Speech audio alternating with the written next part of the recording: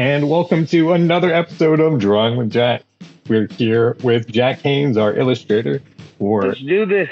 Shoutouts in Space, and Dylan Farr, comedian, who is on a technical difficulty, having some delay on his audio by about 5 seconds or so. So we also were laughing about that in a pre-show because he is a stand-up comedian who goes by Your Autistic Spitfire. So he just wanted to mention that he is tonight feeling a little slow. Dylan, welcome to the show.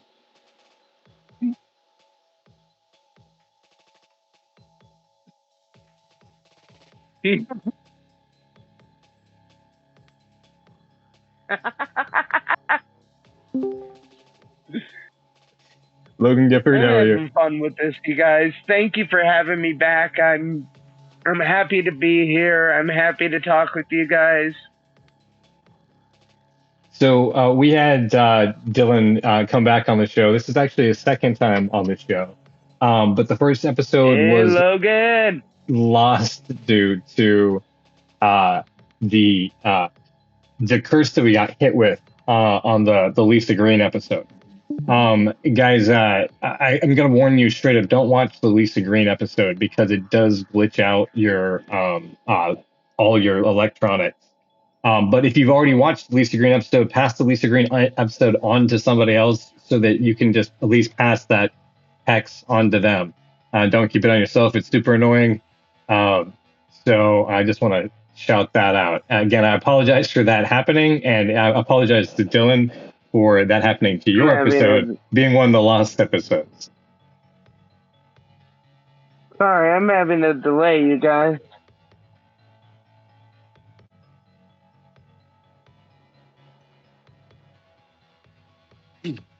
I apologize about that. I just had a delay there for a second.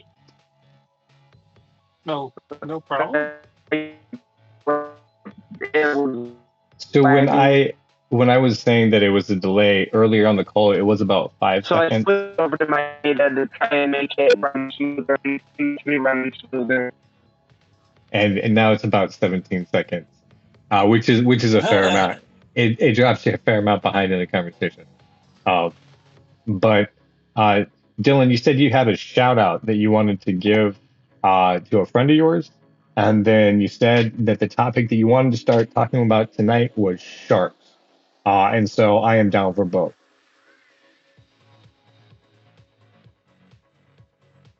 All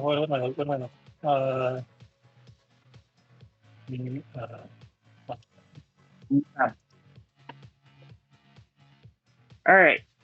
I would love to give a shout out.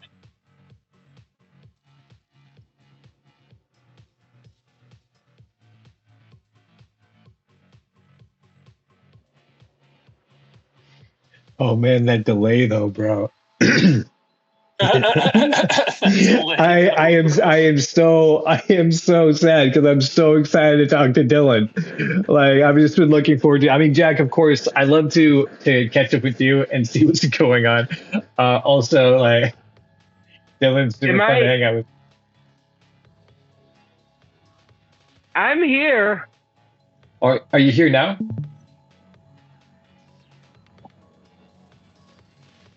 There is a delay that's happening. He just, oh man, the delays. Dylan, I'm so sorry. What about now? How about now? What about now? That's better. That's better? All right. Okay. That works. Yeah, that's okay. Nice. Okay. So nice. Who did you want to give a shit? No, that's good. That's good, man. I'm so because like I said, I'm just super excited to talk to you, and I was like, I can't believe we don't get to hang out. We got you here again. I want to give a big shout out to veteran comedian Andrew McFarland. He sent me a tripod so that I don't have to ask people to film for me anymore. That's awesome, man. And I just he runs the open mic at the Canton Roadhouse, not Canton, what is it? It's Roadhouse something, I don't know. The Roadhouse in Canton, Ohio? I don't remember the name of the bar. That's okay. No, in Michigan, not Canton, Ohio. It's in like Livonia, Michigan.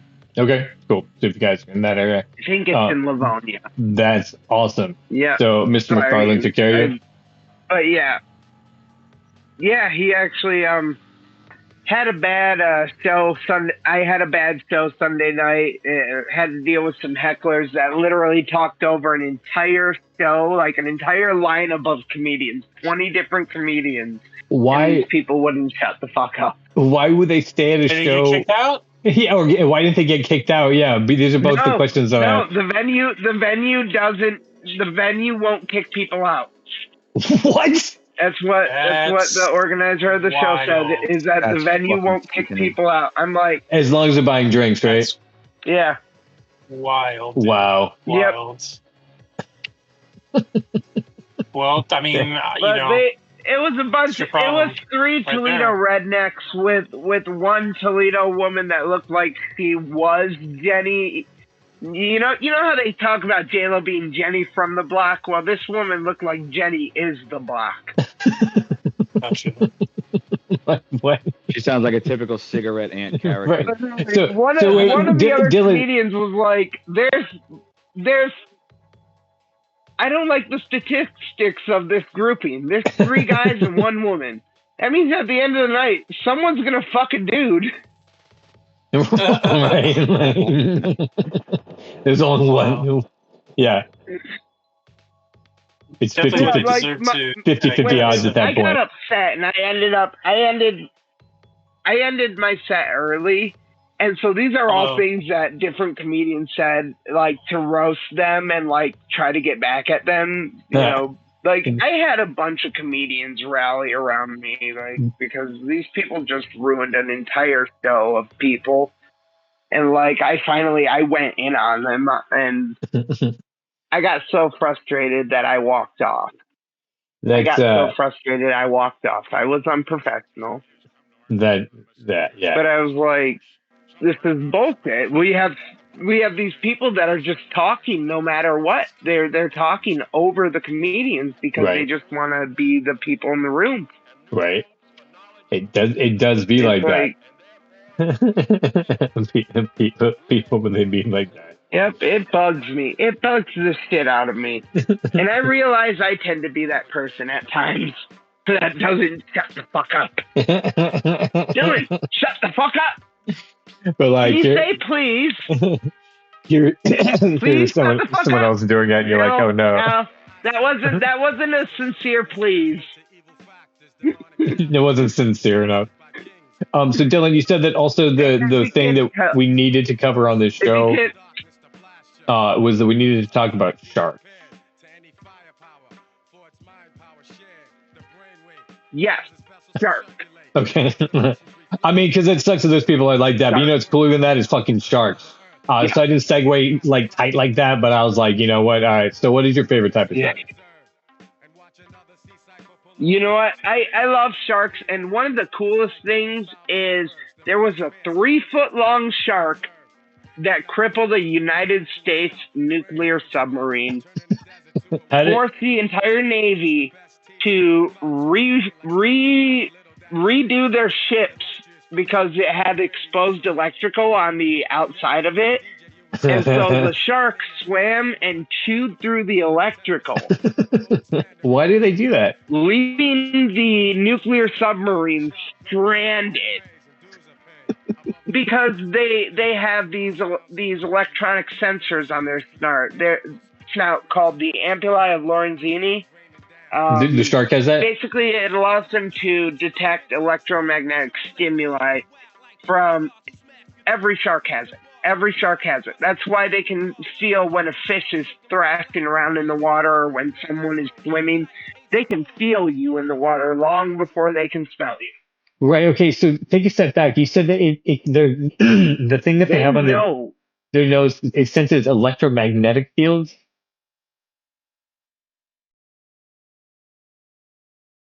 Yes. So, like, if there's an electric, like a power line running alongside part of the ship, that'll give off an electronic signal. Is that why they're like showing the internet cable that crosses the Atlantic? The shark to it. Now these sharks are called. That's because it bleeds. It bleeds the electromagnetic signals, and the sharks bite into it. So, are you saying that the electrical field is creating a vibration in the water, and that's what the sharks are sensing?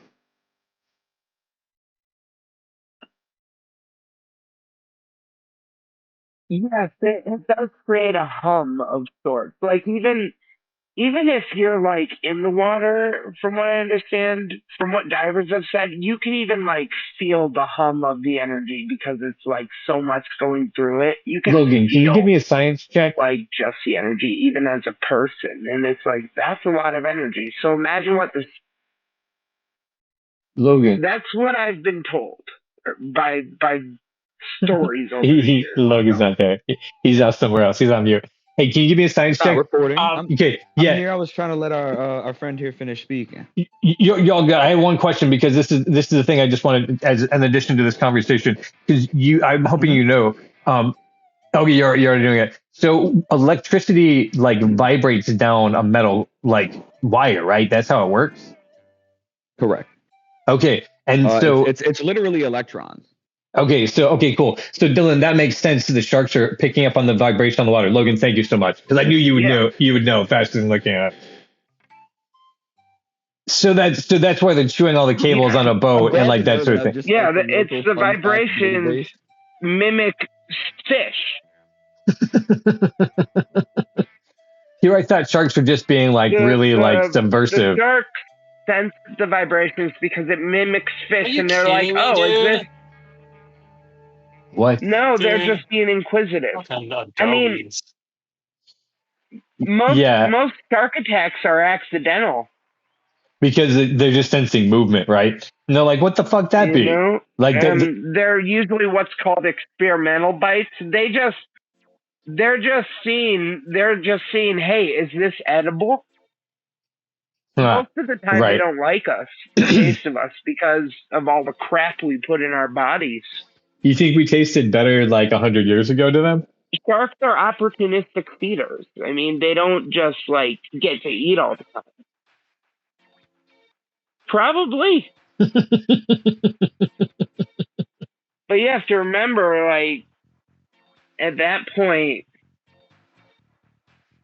so about 100 years ago, 100 years ago would be about 15 years after the first, like, real, like, recorded shark attack. Like, really? And that was the one Jaws was based off of, if I remember correctly. Like, it was one of the earliest recorded shark attacks. It might not be the first, but it's one of the earliest. And it's the one that Jaws is based off. So, what's the theory that the sharks didn't bite before that?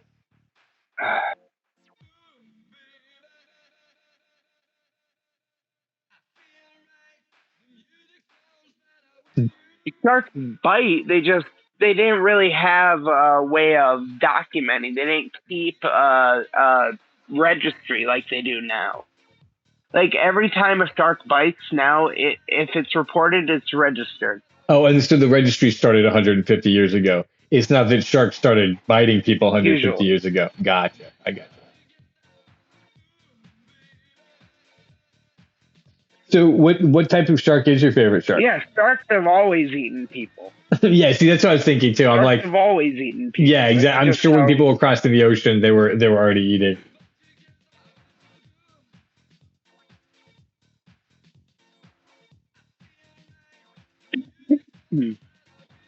But yeah, my favorite shark.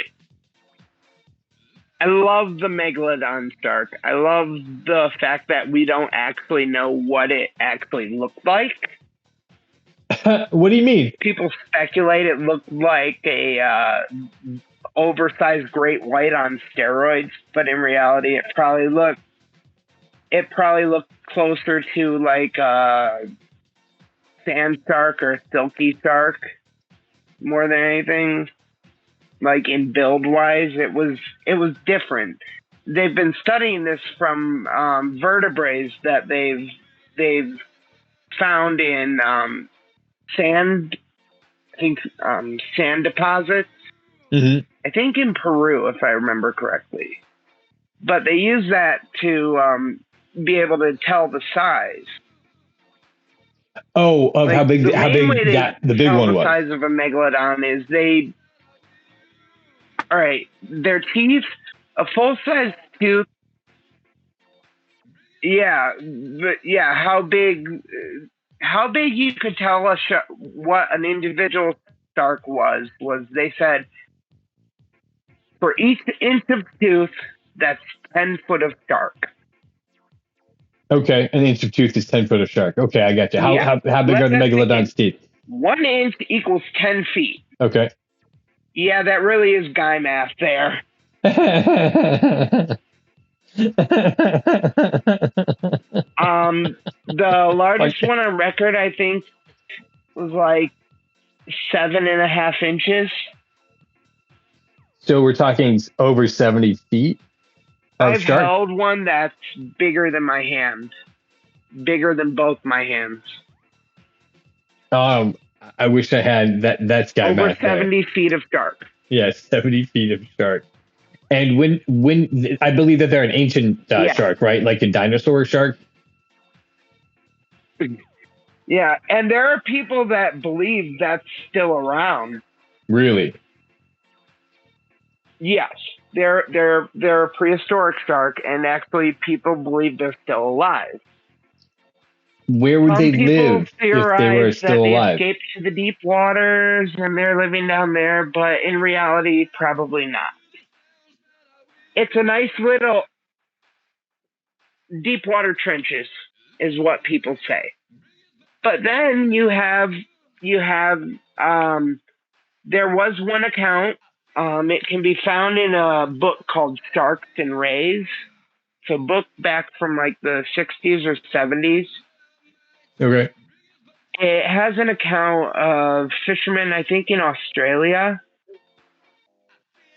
that were scared to go to their fishing ground. Like, these were seasoned fishermen. Okay. I'm talking, they knew the ocean. They lived and breathed the ocean at this point. Okay, this was their job. This was their life. They refused to go back to their fishing grounds because, and I quote, "We saw a shark of monstrous proportions." Mm-hmm. And if you know anything, seasoned fishermen see sharks all the time. Right. Yeah, exactly. That's the thing. You see sharks all the time on the ocean. When was the date again? You can jump anywhere in the ocean, and usually there's a shark within like 10 feet of you instantly. You could be airdropped into the middle of the ocean.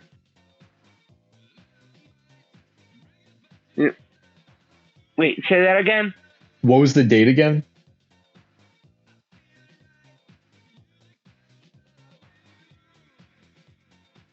Wait. Hello? What was the date of that account of the fisherman? The date for the book? This would have been a book from like the 60s or 70s. Oh, wow. So that recently they saw a shark that was huge. It's in the actual book. This is a book that they used when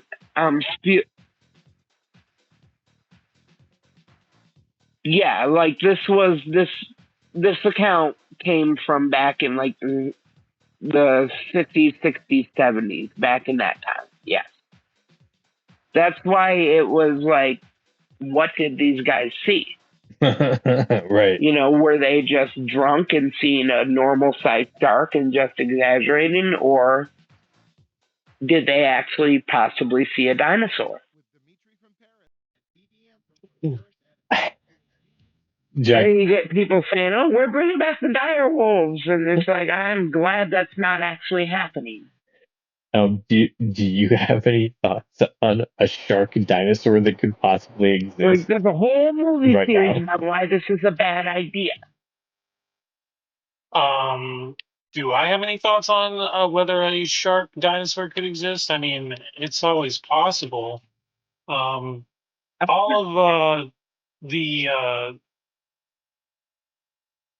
all the accounts sound like they could be true for sure, but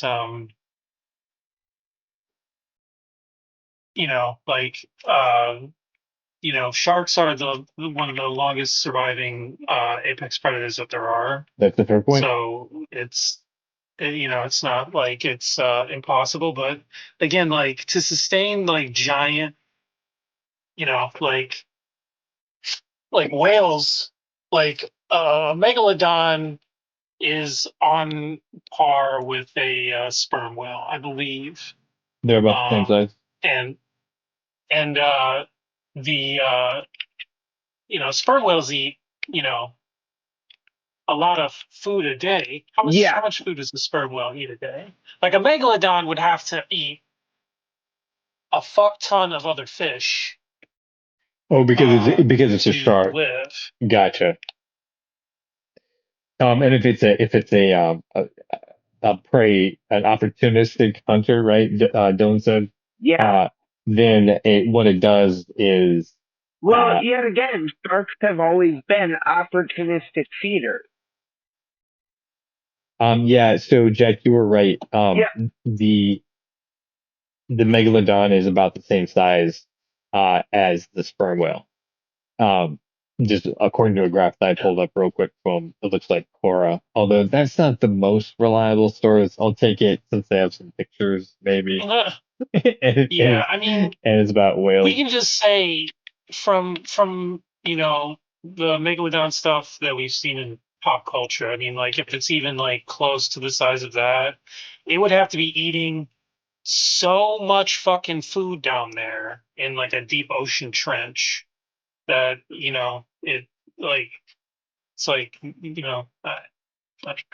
that's the only thing that would make me wonder about a megalodon, because it's like, I mean, maybe like megalodons surviving in the margins for millions of years, like why wouldn't they just? But yet again, why would they just survive in the open? Right, this secret aspect, it's possible. Yeah. It's possible. I mean, I don't know. I'm not a. Yeah, I haven't definitely said. I was wondering about the pressure on their bones, and then I was considering maybe they like sunk by degrees over generations, and their bones became denser and able to handle the pressure. Reported on sonar.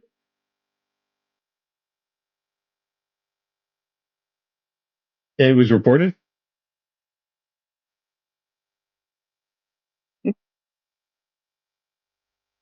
Great whites can dive to the bottom of the Mariana Trench.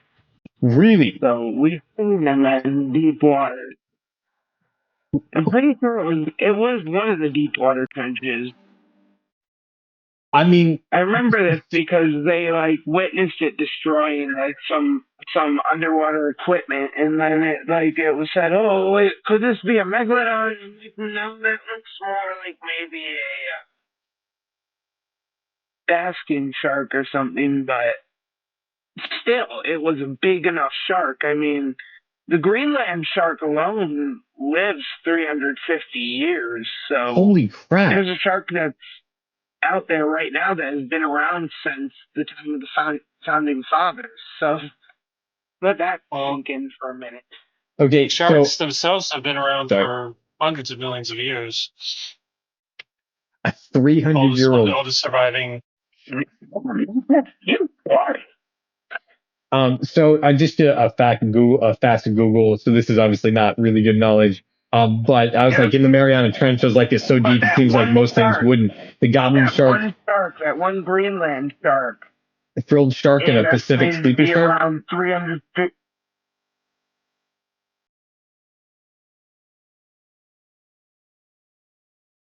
I'm sorry, Dylan. I got caught up on the idea of sharks being in the Mariana Trench.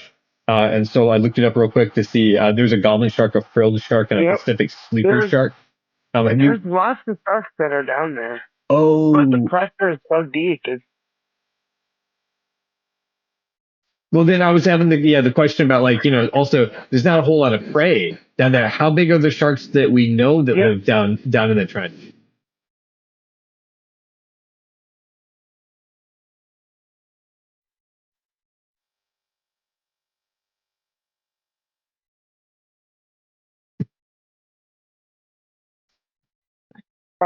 15 feet, maybe 9, 10, maybe at most 15 feet. Okay, so If like it had a really good diet, maybe. gotcha. Okay, gotcha.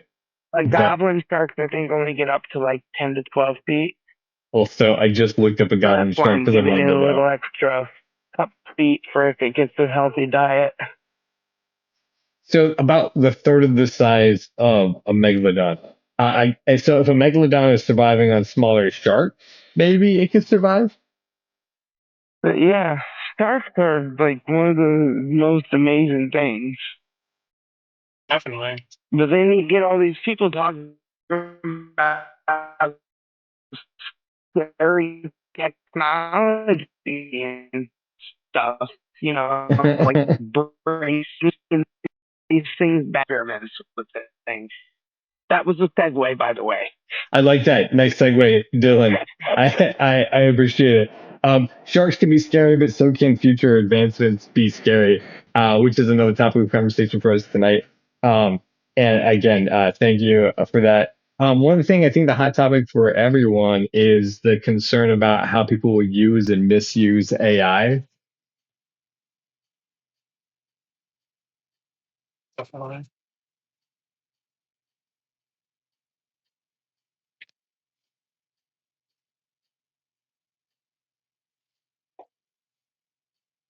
Homie, that delay though. Yeah, like I've heard about deep fakes, and I'm like, that's not the scariest thing.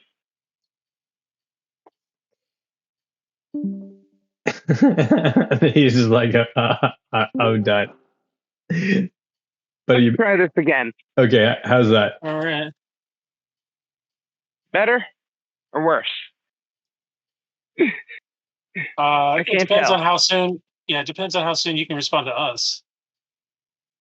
Well, That's a bad. Yeah. I'm going to work on talking a little faster. There's apologize. It's only 4 or 5 seconds at that point. Yeah. So one of the things that I'm scared of AI is there is the deep fakes, but it's more that since I have stuff that's on the internet that people can record, if people could get my parents or family, friends, aunts and uncles' numbers, I have plenty of content for them to clone my voice with. Plenty of content. Right. Right. And that's not okay. Right. And it's, that is something that's scary.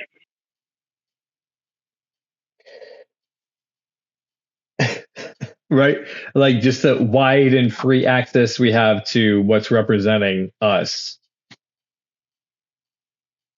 Like, I don't know, the thought of AI taking over is something that does terrify me. But I'm like, if it happens, we're screwed anyways, so what are we going to do about it? Do you mean like an AI takeover like Skynet? Yeah, Skynet. I'm sorry, but they already be trying with these fake robocalls and stuff. I'm like, no, don't. Like, hello, do you want to take 7 chickens into your house while we slowly take away all your money? No, I don't. Why are you calling me about this random bullshit? Right. Are those the robocalls you get? Is if you want to adopt chickens? I think it's like the filler for any like random like merchandising like question. Gotcha. It's as arbitrary as 7 chickens.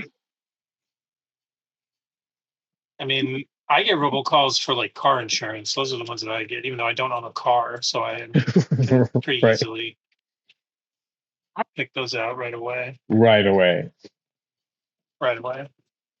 The toll ones also, like, you have an unpaid toll fare. Blah, blah, blah. You're like, likely no. But yeah, but like say extended warranty. Say, Jack, your mom gets a call from you, and it could be a video call because it could look just like you. Right. And say, hey, I got stuck. Have you guys seen Loki? Tell the difference between an AI video. like in the Loki series, there's like a part where he tries to pretend to be someone's long lost husband. He like glamours himself so that he just looks like this other person. He's like trying to talk all sweet to the woman, and she just like blows him away and is like, Harold was never that nice to me. Like, that's how my mom would know it wasn't me, because like when we talk, it's just like she's gotten to the age where she just like is irritable and she doesn't know that she's irritable, you know, so she's like just basically being irritable and stuff and like causing problems. And it's like you try to get her to stop and it's just like she just gets more angry and then you get more angry because she's getting angry. So like that's, you know, like someone would try to robocall my mom and be nice to her and she would immediately be like, this is fucking fake. My son would never do that. Way to go, Mom. Good for you. For an irritable mom at this point. I would kill for an irritable mom. Yeah, I mean, we're all getting to that age. You know, my mom just got diagnosed with the early stages of Alzheimer's. So like, oh no. I would much rather have her fighting rather than just going the other direction where she just goes into herself more and more. Yeah. Yeah, 100%. Yeah. It's hard, but like I'm one that my mom and I have always been really close. I mean, Jesus Christ, for my first hooker, okay? Close like that. That's what's up. So like when she started going downhill, I noticed. I was like, Mom, are you okay? I'm like, you're not. Sometimes she'll just sit there and I'm like, Mom, Earth to Mom. And then she'll like shoot up. So like, oh, yes. Damn. And I'll be like, were you lost in the clouds again, Sharon? Did you see Miss Puffins while you were up there? She does owe me $20 from when she stayed here before.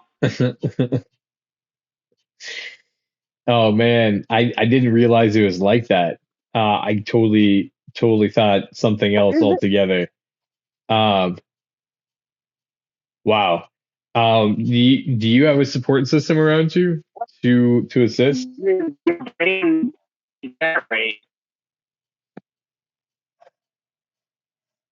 No, I am taking care of Mama right now.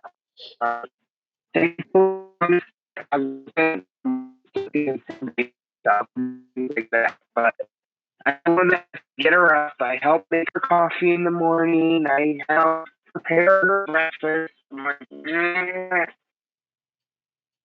I feel like I made more sounds than anything. No, Dylan. Is he breaking up for everyone else? Yeah, buddy. Breaking up a lot. Yeah, it's really, really hard to hear anything you're saying right now. Is that better? Yeah. That is better. Sorry. It's all good. Is that better or is that... Okay, it must have been the air conditioner. Gotcha. Oh, yeah. Wind always kind of messes with... Because so much...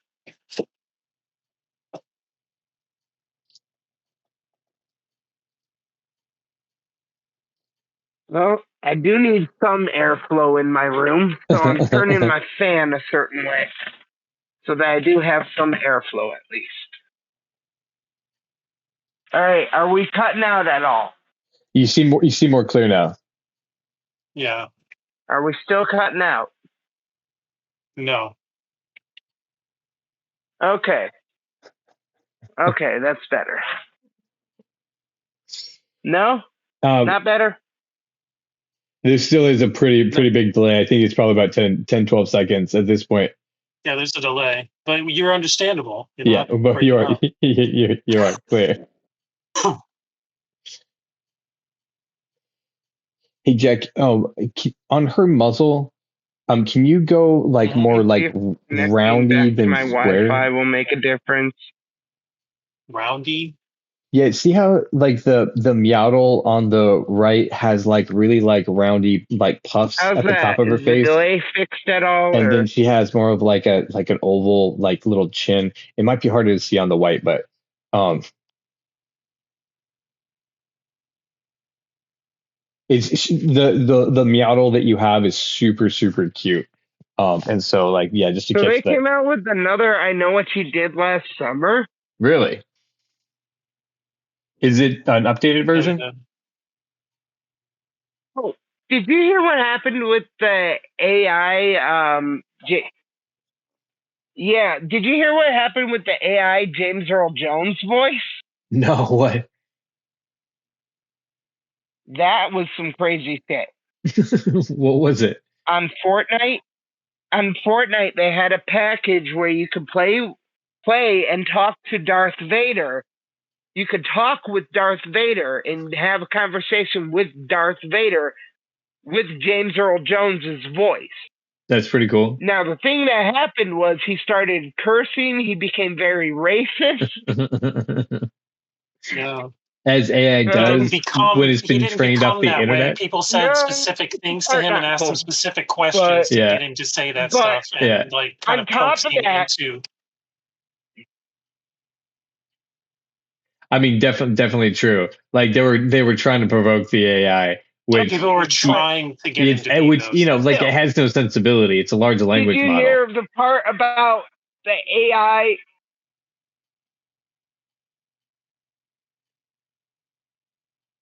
Okay, did you hear where it learned a completely different language, but still in James Earl Jones's tone of voice?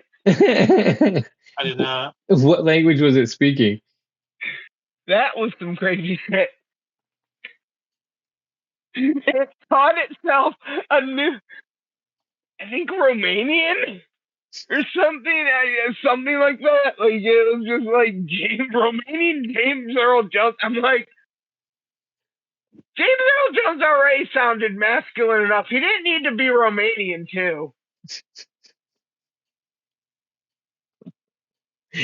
Fair enough. One of the other big concerns I have about AI is that, you know, we have security guards who can play back footage, cops who can watch, you know, recordings after the fact. But with an AI, you can have something that's watching for crime all the time, which means that we become basically like a police surveillance state. Incidentally, you know what I mean? Like it's Yeah. just a tool, but you know. Every time you speed, every time you that's the logical outcome of all these things. So how do you feel about that, Dylan? He gone. Sorry, let's see if I can get a little less delay on here. Okay, how's that now? Anything better? It's all on your guys' end. I'm just. It is. You guys gotta tell me if there's a delay. Yeah. Is there a delay now? No, it seems to be fine. I'm able to hear you guys. Okay, sweet. So, do you have any fears about the AI police state?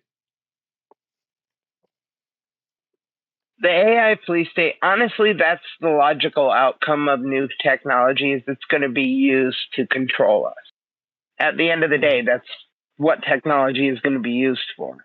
Now, is it always going to work? No. I mean, technological advances don't always mean a better product. I mean, for instance, we can even just look at the basics of technology. Look at firearms, for instance. Okay. Firearms alone, like for instance, the Army is right now having issues with the SIG P320. Okay. Because it has a bad habit of going off by being dropped or just on its own. Literally just going off just by setting it down. A naval man died because he had set his service weapon down in its holster on a desk, and the thing, like, he sat down and then the thing went off. Wow. Like, yeah. Logan, have you heard anything about that? And like people, I heard 320s this are death from Angry Cops. Okay. I heard about it from one of my favorite YouTubers, Aaron Angry Cops. Cosville. Welcome to Drawing with Jack. He's a drill sergeant, so. Hello. Hi, Aaron. What's going on? Did you have a show tonight, or you were just up to something else? I just my housemate had to get some medicine, and so I had to run and go grab it because she was out. I gotcha. I sorry. I was expecting exciting news, and then I realized it's not that late. You would still be at that show if you're doing that. Yeah. Yeah. No show. Not tonight. It's also a Tuesday, so that would be super weird. Yeah, we're facing off. Aaron, you and I are facing each other on the 19th. Fantastic. I will. Mark Ridley Comedy Castle. It's gonna be great. That's August 19th. It's gonna be fun. I love doing stuff at the castle. Yeah, guys. So when this episode comes out, that's only going to be in a few days, so you guys can check it out. You can always check out Aaron Cosbill's upcoming show at professorofcomedy.com, and you can get all of Dylan Farr's updates on his Instagram at Autistic Spitfire Comedy. Again, Autistic Spitfire Comedy on Instagram, because he puts out all the shows that he's doing, and he's a very busy guy. Instagram, YouTube, TikTok, Twitter, it's all Autistic Spitfire Comedy. Same tag. Now, if you actually want to find me on Facebook, it's Dylan Patrick Farr. But and if you want to find him in person, there is a tracking device on him. He doesn't know where. It was implanted by the alien. Everyone, which is one of the topics of conversation, because I know, Dylan, you wanted to talk about aliens, alien abductions, and alien probes, right? Have you ever seen an alien or UFO in real life? No, but I have seen one of those alien probes. What? At an adult play store or something?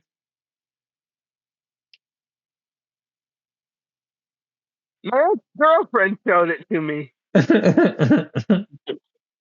Are you talking about one of those alien dildos? I was like, I don't know if it was an alien dildo or what, but it was an alien something that goes somewhere it's not supposed to go. Has science gone too far? Now, my question is, why the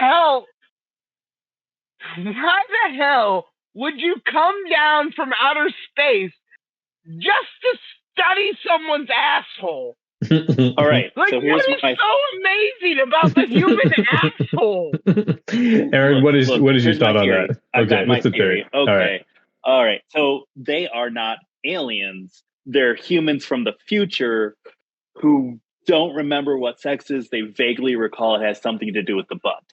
And that's why they're dying out, because they've only been having anal sex for hundreds of years, and the population's been dying. They only accidentally sometimes have vaginal sex. But it's totally when they by get accident. into the wrong hole. Yeah, they're like, and it felt a little bit weird. And then a baby was born. They're like, how the hell? Now, looks-wise, it makes sense because they come from a future with a bigger red sun. So their eyes would be bigger, their brains would be bigger, but like their body would be weak from lack of work because of AI. lack of work because of AI. Gotcha. Right. That's why the brains have gotten huge. They're all about that VR headset. They need big eyes to take in all the data, and their bodies have gotten smaller. Internal. Yeah. Internal VR. It's all chips. Okay, gotcha.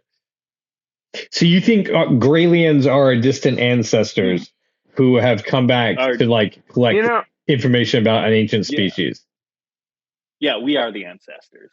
Yeah. That's an interesting take. Dylan, what do you think?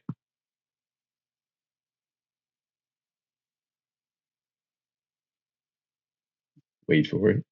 I'm still trying to figure out what the difference is between all the aliens.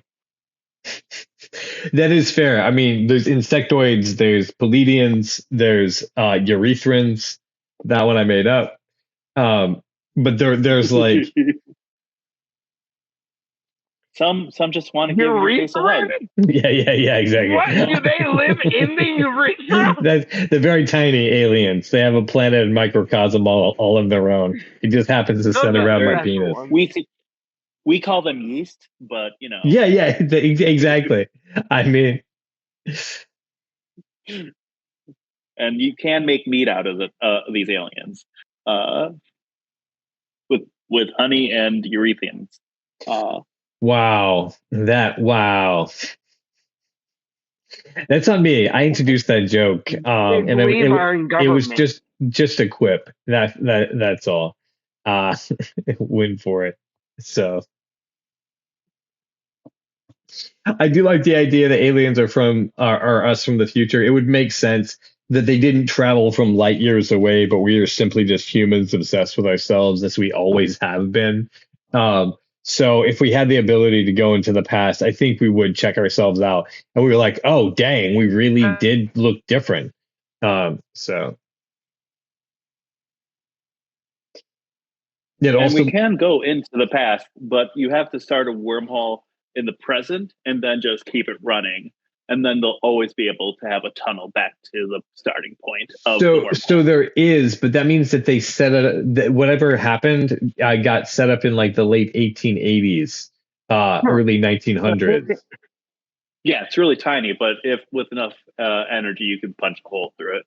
So I wonder if they found something that was already open, like some kind of portal that was already open at that point, and that's why they can travel into that. Yes, Dylan. It's in Antarctica. Could be. What's the question?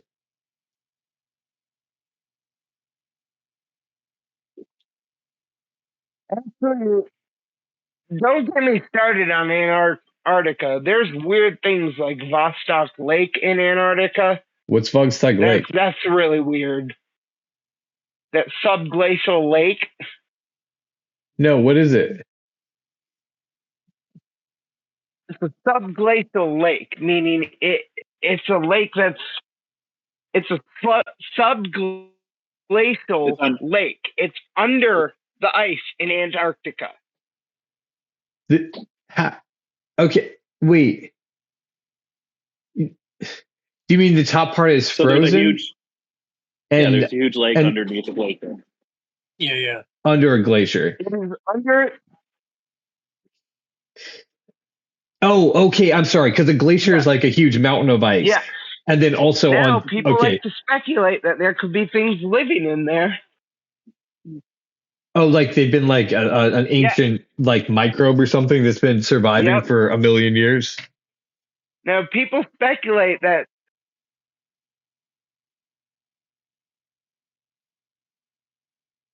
maybe a cut-off ecosystem that hasn't been touched and has been able to sustain itself. Life That's always been a theory. Finds a way.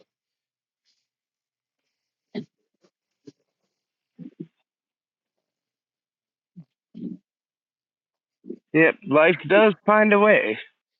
So I mean, because they sometimes found not the way we want it to, though.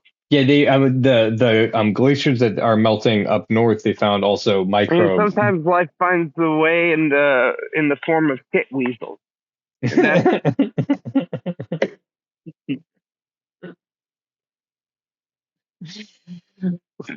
Fair enough.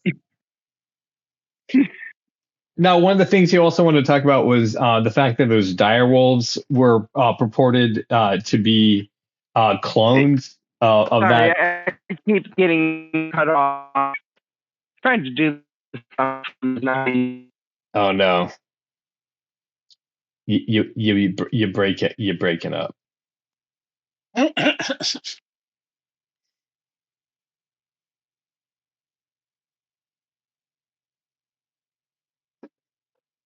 Jack, you've heard about the direwolves, right? You Or guys this still hear me? That were brought back, yeah. this I mean, they're supposed. not actual dire wolves. There you go. People are I was going calling to bring them that dire point wolves, up but- too. Yeah.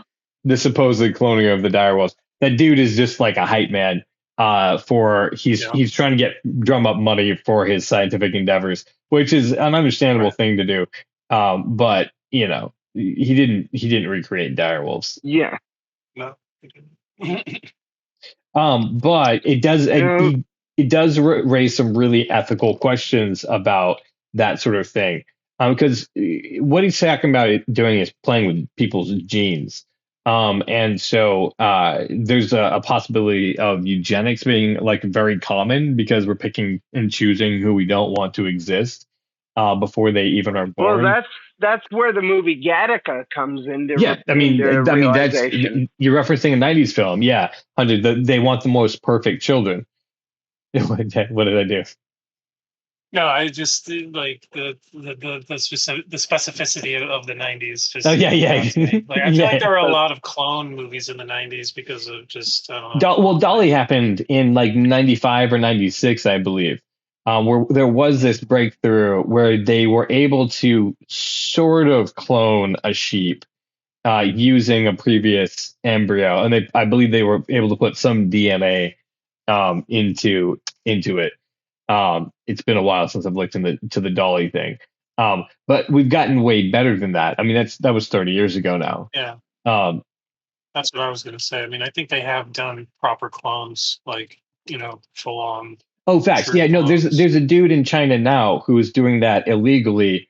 And he's gotten a couple of pregnancies to take, and the government definitely cracked down on him for that. But like it was just, I think it was last year that I was reading that.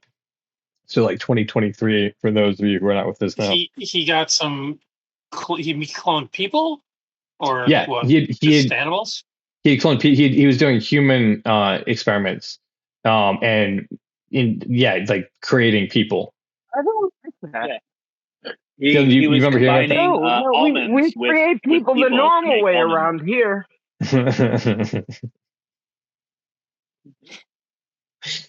Both you guys together cracking jokes.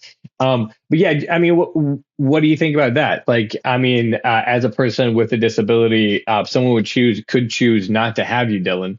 And again, there's a couple of us who work on this project too, are on the spectrum, and many of us have different disabilities to different degrees. So they could choose before even meeting you and finding out what a great guy you are that you shouldn't exist. Well, I'm gonna have to quote the masters of lyricism themselves, Insane Clown Posse. If you don't like me, you can. I should have taken you for something about magnets. Yeah, something about magnets and how do they work? Which is literally the only thing I know about Insane Clown Posse. I should have taken you for a juggalo, my friend. I did not. Yeah, that something whole song to do with is magnets? about miracles. Something to do with miracles. Magnets, how the fuck do they work? Yeah, that's the reference right there. Yep. They call it a miracle because in a way that is a miracle. Yeah, the fact of science is a miracle because it allows things to happen that you wouldn't believe to be able to happen. Yeah, exactly. Two pieces of rock having a force that propels them from each other. That is pretty powerful. Together, pulls them together or propels them apart. Yeah, exactly. It all depends on their their charge. Yeah, that's the word I'm looking for. And I totally missaid that altogether. But yeah, like that's just and it is a miracle. But the question was right. Yeah. So if we get to the point where we can edit genes, are you for that or against that? Saying that someone might not prefer for you to exist. Now, I mean, they can't kill you now, but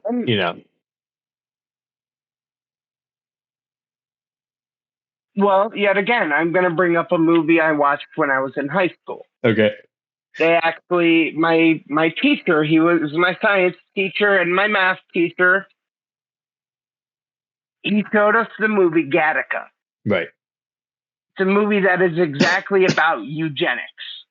Right. Modifying the actual chromosomes of a baby before it's born. Right. And it creates a whole hierarchy of people that are perfect and those who aren't perfect. So no, I don't think it'd be right. I don't think the hierarchy we have now is right.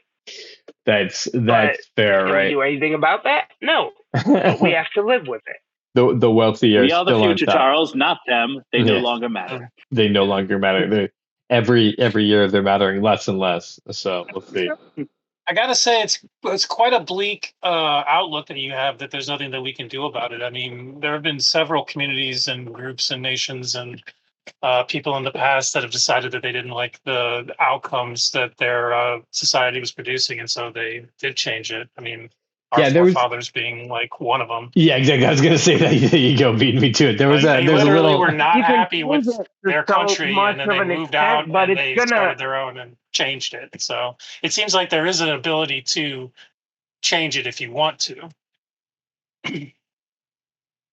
Can we America? Yeah. But honestly, my question is, can you think of a better country than America? Well, that doesn't mean that there couldn't be one, though.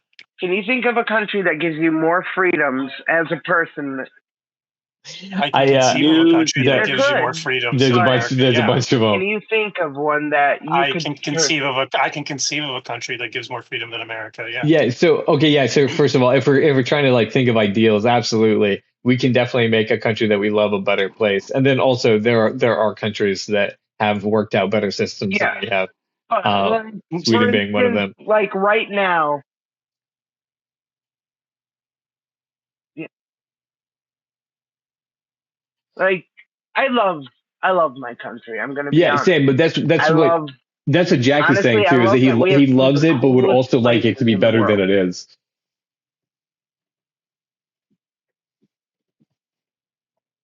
Yeah, I mean, I would just have to say, like, not. If I could find a way to finance my floors right now, that would be. Exactly, and that's the way that they're keeping us down. Is like I am so like just trying to keep my bills paid that I don't have time for a revolution.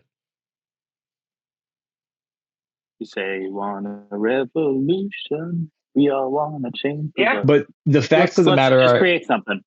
Right. Well, the facts of the matter is that you can push people until they push past that point. The delay, man. It's just like so. that delay, dude. There all the time, just all the time. It's it is, bro. Dylan, I don't think that because I'm working off a crappy phone and.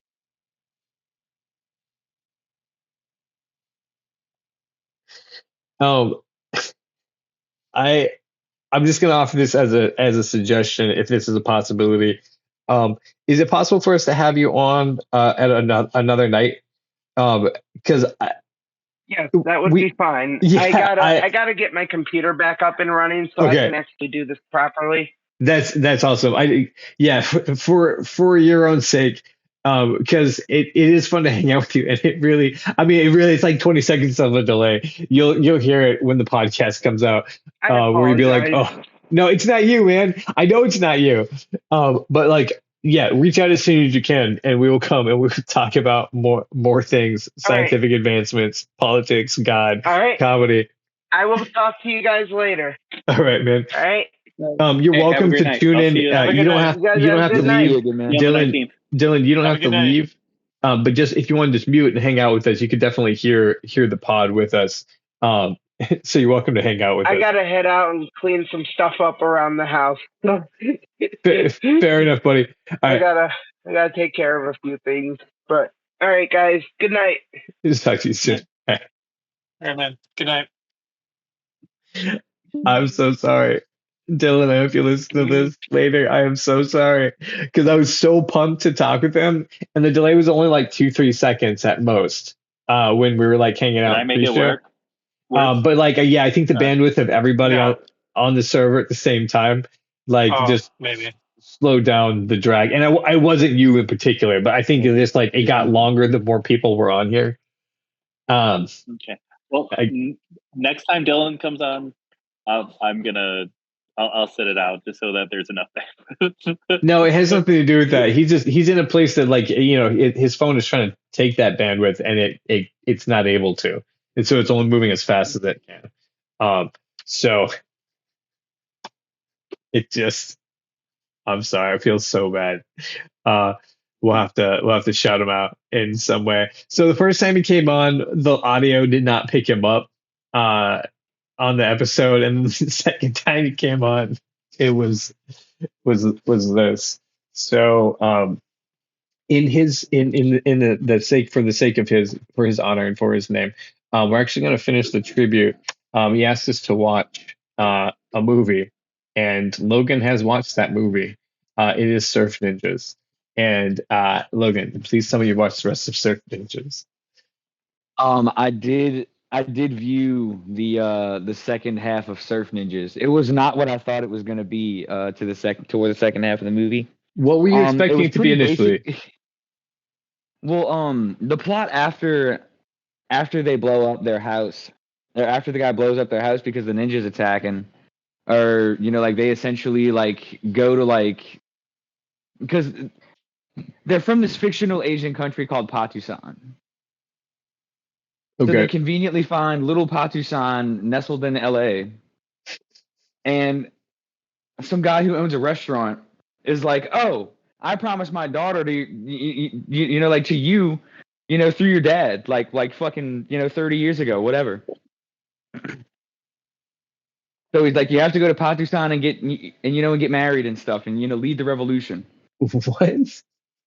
Yeah. And so that's pretty much what happens. But I did make notes that of things that I found preposterous on my second half. Let me see. Okay, so let's also remind the audience, if they don't remember, that the bad guy in this movie is Leslie Nielsen, and he's dressed as a samurai and has a black face mask on, like Phantom of the Opera style. It's like half metal face. So it's like sort of combines Ninja Turtles a little bit then. Shredder. Yeah. Like a Shredder sort of vibe. Interesting. Okay. Okay, so who gets sent to marry someone in Patusan? So there are two children. Okay. One I think is about 16 and the other one's like 11. Okay, boys, so the girls? Yeah, boys. Yes, young boys. So it's the 11-year-old and it's like about child trafficking, right? No, I mean like it was actually the 16-year-old, and then the chick ends up like changing the tone. She's like, I don't want to do what my parents tell me to do, because the whole movie's like, 80s kid punk rock, whatever. Sure. Yeah. Really good stuff. But no, like it was weird too, because like around the scene where the guy who's supposed to protect them blows up their house, the 11-year-old has like a Game Gear or some shit, and he's literally playing a video game called Surf Ninjas that is like telling their future. What? Wow. Yeah, it was so weird. Rob Schneider thinks he has a superpower where he says, "What if something happens?" and then it happens. Does it actually happen? I forgot Rob Schneider. There's a few things that yeah, exactly. Remember again. It's pretty heavily implied that he does in fact have this power. Really? Yeah. It's super weird. So another thing too is like, like there's a prophecy about these little kids where like the 11-year-old is supposed to become like a fortune teller, and like the 16-year-old is supposed to be like, a warrior. So like I said, the 11-year-old gets a fortune telling video game somehow, out of thin air. He literally makes the comment, like he turns it on and he's like, I thought I was playing Shinobi, and then just continues fucking playing Surf Ninjas. Oh shit! So it was a Sega. Oh, it was a Sega sponsored. I think, like I said, it was like a Game Gear or something, or like a Wild. I don't know if Sega had anything. Did Sega had something handheld, huh? The late 90s? It's called the Game Gear. Yeah, it was a Game Gear. Yeah, Game Gear. Okay. It was color. It was the color at the time that Game Boy was not color. The Oh, Game that's Gear was right. the first color handheld, I think. It was the cool first, as fuck. If a kid had that, he was pretty cool. Yeah, indeed. The Game Gear was, I mean, it was definitely it was like the expensive, I have tech handheld, but the screen was still small, and it ran it did not run well. My dad had a Game Gear when I was growing up, so I got to play a few Game Gear games. They weren't all that, but it did have a TV tuner, so you could watch color TV on it. Now that was cool. That's a pretty cool aspect for sure. I did not know that. Anyway, sorry to derail the movie thing. No, it's okay. No derail. There were some other bits that I thought were preposterous. So, like I said, the 11-year-old gets, the fortune-telling video game, and he kind of has, the little bit of, fortune-telling and whatever. But then, one time they get, ambushed by ninjas, and then the 16-year-old just, all of a sudden, just drop of the hat is suddenly a kung fu master. What? He just starts whipping people's asses. Yeah. Is his brother controlling him with the video game thing? No. Or see, and that was a good thought, guys. Implied that way, but I don't think it's fully like that. All right. Here's a pitch for a Cabin in the Wood-esque movie. A company that makes the magical artifacts for 80s movies. They make the Zoltan for Big. They make this. Sure, there's other magical 80s movies artifacts. Dude, Monkey Paw, obviously. Monkey Paw. Oh, yeah. Very fair. Yep. Yeah. So I think that would be fun. What is it, like a Needful Things episode, or you need a movie about that, they quarantine, the Megan 3? Who make these magical artifacts. Okay, I gotcha. For 80s movies, because they need these things to save the world. Whereas Cabin in the Woods was trying to also prevent the world through horror stuff. This is doing it through wacky 80s hijinks. Hey, Jack, she only got the 4 fingers. Oh, that's right. See, I'm on I want her to be humanoid. Maybe the cats all do, but yeah, no. So they use the magic of the 80s to save the world. This is kind of a placeholder anyway. She's probably going to get cat claws. Sorry to interrupt again. But that's fair. No, you're good. Claws. You're good. Yeah, but yeah, 4 So they get ambushed, and then he just develops his powers, right? Suddenly a master. And then, in the next scene, they're like, okay, we have to catch a boat. We got to get you kids to Patu-san so y'all can lead the revolution. And so finally the kids are down with it, because now they have cool superpowers or whatever. And they're like, yeah, fuck yeah, let's do it. Does their friend go with him? Huh? Does Rob Schneider go with him? Yes. Wow, they paid him on location. Rob Schneider's character in that movie is so weird, because the entire time he's just kind of there. Okay. They were there, just hanging out. Someone was like, "Hey, we can get Rob Schneider to text this film," and they're like, "I don't know how. We're just going to put him in the movie." Well, we have Rob Schneider. He's so much he looks so much visibly older than these kids. He's very clearly 22 or 23 in this movie, and then the other kids actually are 16 and 11. Oh, he's supposed to be another one of the he's supposed to be their friend or something, another kid. Yeah, exactly. One of their buddies. Jesus. Well, yeah, exactly. It's weird, right? Yeah. They gave the entire movie a super weird vibe. But so anyway, there's a cop that follows him onto the ship, and the cop actually has a really good bit that I wrote down. So the kid knocks him out because he's because the cop's hey man, it's not safe. I'm supposed to help keep you guys safe, and whatever. So then finally, the guy with the eye patch who's supposed to be protecting him comes and knocks him out, and they use his own handcuffs and handcuffing. Well, later on, they're getting to the island. And the cop pops up, just out of one of the rooms on the ship. And they're like, man, how did you escape? We cuffed you. And he was like, oh man, I had my handcuff key. He's like, no, you didn't. We searched you. He's like, I swallowed it last Tuesday. And then the 11-year-old is like, how did you know you would need it?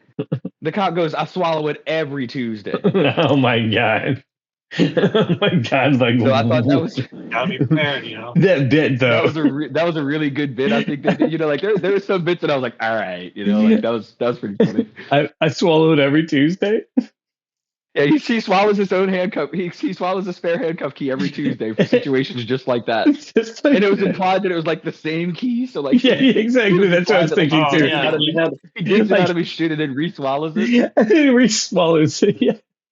Right. Oh, he cleans it. He's got to clean it. I mean, do you think he doesn't clean it? Like, Right. No. I mean, yeah, That was not a step that was mentioned in the process. he did mention it, but still, like, yeah.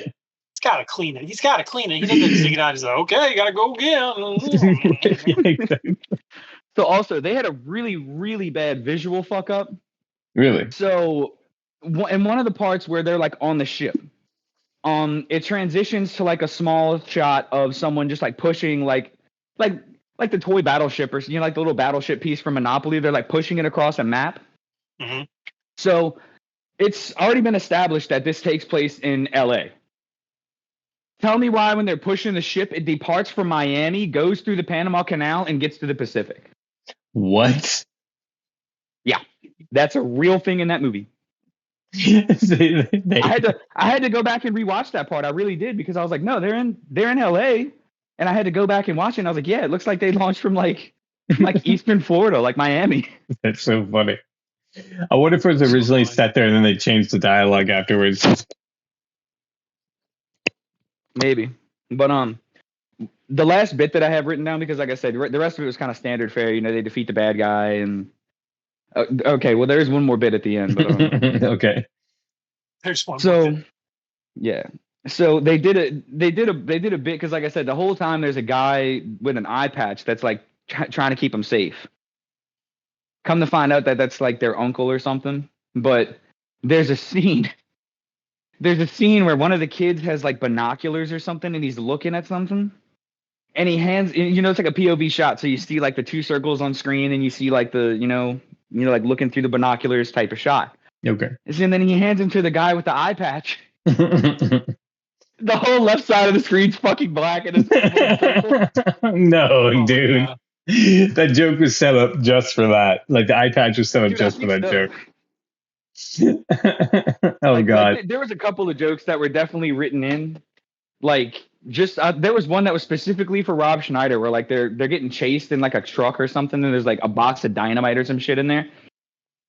And you know, Rob Schneider's, you know, like, what the hell are you supposed to do with this? And then somebody's like, throw it at him. So he's just taking unlit sticks of dynamite and just fucking beating people. Oh man. Until someone's like, no, dumbass, light him first. So he's like, well, I need a lighter.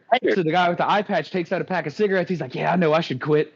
And then Rob Schneider looks at him and goes, why don't you try the patch? And then looks straight into the camera, breaks the fourth wall, and goes, look who I'm talking to. Oh my God, dude. Wow, man. It was pretty rough, but dude, It was.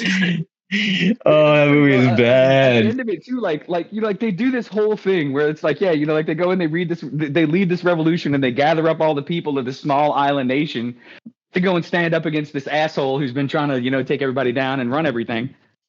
And you know, like afterward, he's established as like a king and whatever, and then he's like, you know what? This monarchy stuff is for the birds, my dudes.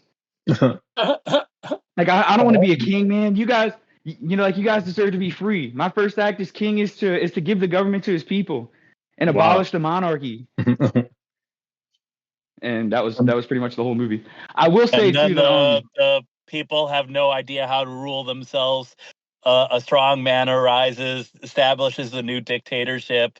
What? Right. Yeah. Yeah. They essentially leave it in worse shape than what they found it. That's what it sounds like. I mean, maybe you should stick around a little bit to try to like help out. Transition them into a stable government. Right. Yeah. You know. Right. Super helpful. But yeah. I will also you wouldn't say expect that from watch Surfman. Project Kill. Oh, you did, or you didn't? I tried to. What happened? It was made in 1977. It is a rough watch, because it's like you don't realize how much like music and shit and like good sound effects add to a movie. But Jesus. It's true. So what is it? Just like actors in an empty soundstage where it's like hollow and stuff. It sounds like it in a few parts, yeah. Oh my god, But that's I mean, amazing. it's got Leslie Nielsen and who's the other guy? Like Gary Underwood or something like that. Frank Underwood, some shit. I don't remember his name. Oh, Kevin Spacey. No, not Kevin Spacey. Kevin Spacey played Frank Underwood in House of Cards. Okay, gotcha. Underwood. That's the Frank Underwood. I was gonna say this guy's like actual name, and I knew I was pulling something out of my ass with that. Frodo was like Underhill, so that's close. That was Frodo's last name? Well, like when he was trying to be covert.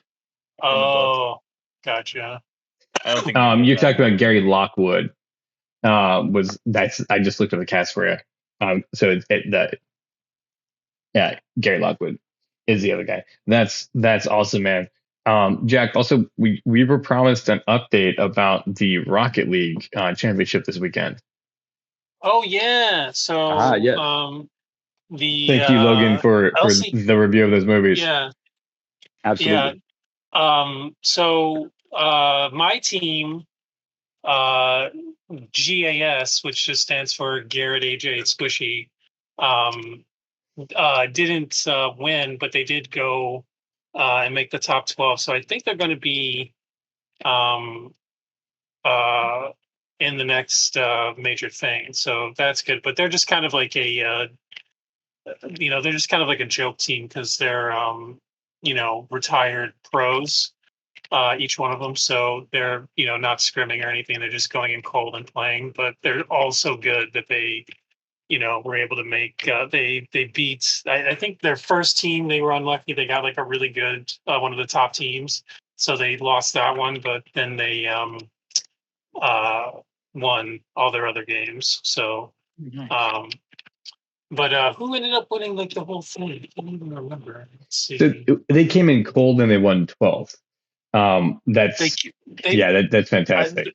They're all former world champion. Well, AJ is, I think, a regional champion. I don't know if he was ever a world champion, but he came close. I mean, he used to be one of the best players in the world. So,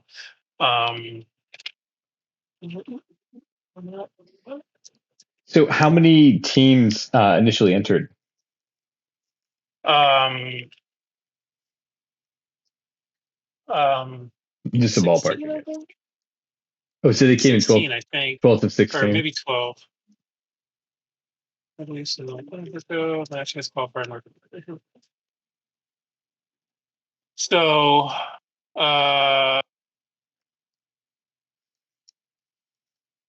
was 32 teams initially. Okay. Then 16 teams on the.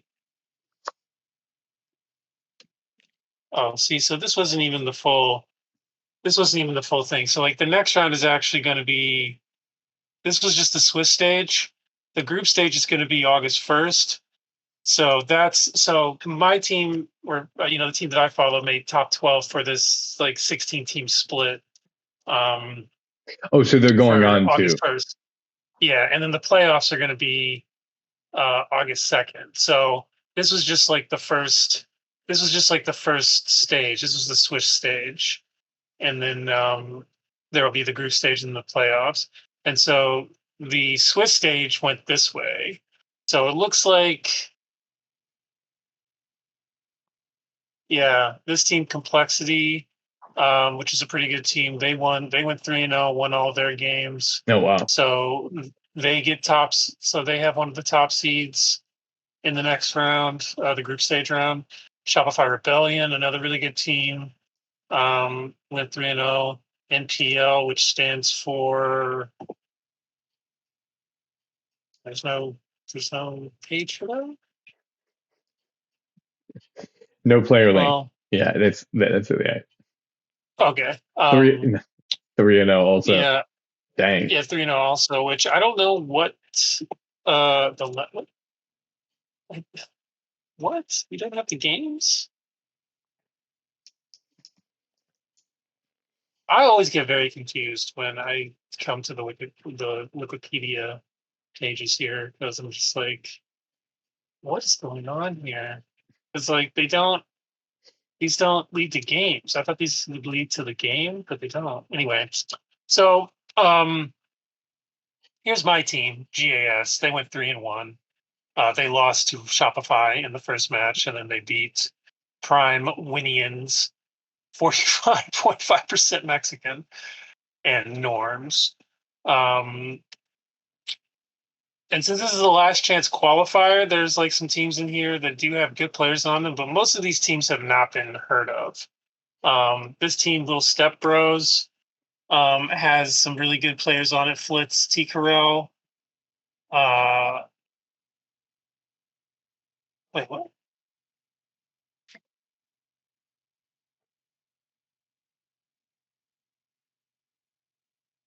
I have no idea how to read this stuff at all, but it looks like it's T. Carell Go and Alpha Cap now. I'm like looking for the LCQ there. They just have the Raleigh major and the former. I hate these things. I get so confused reading these things. Anyway, this is funny because you're the one who follows this sport, and so I know, I'm like, you don't know? Yeah. I don't know. What do you? Don't look at me. Like, yeah, I know. Like, I'm just like, what? See, here's the active roster here for these guys. Which, yeah, this team, Pirates on a Boat. I love their name. They only have one like real former pro on their team, Hawk. The other people are kind of brand new. There's like a lot of brand new teams in this because this is the last chance qualifier. So all the teams that are really good, they already made it. So Evo, Aqua, and Hawk. So these are all former pros too. These guys are all really good. So this is why the boys, they won. They went 3-0 because that's another really good team to watch. The team that's probably going to take this is Shopify. Like in the end, all said and done. But yeah, for this weekend, it was just like a lot of like I only saw, I think I saw this Shopify game because it was gas. I saw all of the gas games, but I think I saw one of the boys games and one of Complexity, and I didn't really see any of the other games because there's just like so many games going on, and a lot of these teams are just like, I don't know, they're not. So is there? Not really what's the next? When's the next bracket? Next bracket is on August 1st. That's the group stage. Do they have a group stage page? Yeah, here. So, they don't have the people that are in the brackets, though.